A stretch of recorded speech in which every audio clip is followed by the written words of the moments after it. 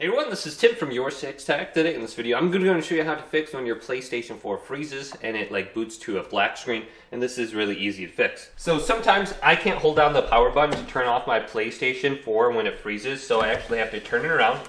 And it's okay to unplug it from the wallet, just like this, and your PlayStation 4 will power off.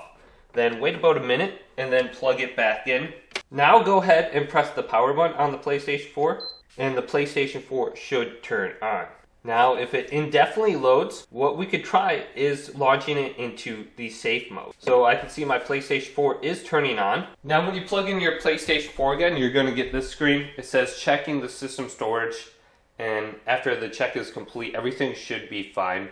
Now, if we still are having problems, we can try launching our PlayStation 4 into the safe mode menu. So press the power button and completely turn on your PlayStation 4.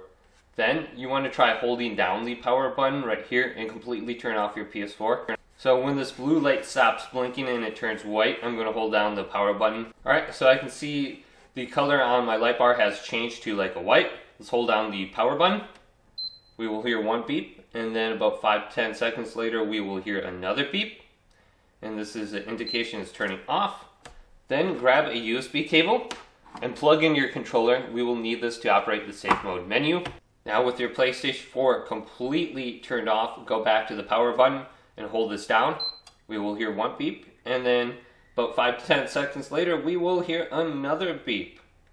And this will be an indication it's launching into safe mode. Then go to your controller that's plugged in, press the PlayStation button, and you can use the D-pad and select the options with X.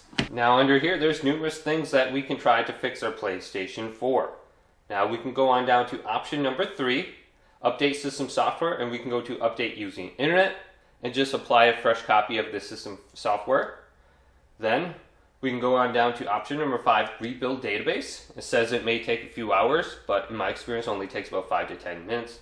This is probably the option you want to go ahead and try, especially if you have a new hard drive on your PlayStation 4. Now, sometimes when you freeze, it could be related to just your hard drive maybe having like corrupt data or something like that. Go to option number 5. Then you can go to option number 6, initialize PlayStation 4. This is going to delete everything off your PlayStation and start it like new. So hopefully this video did indeed help you out. If it did, leave it a big thumbs up. And subscribe to my channel down below for more tech videos coming up next on Your Six Tech.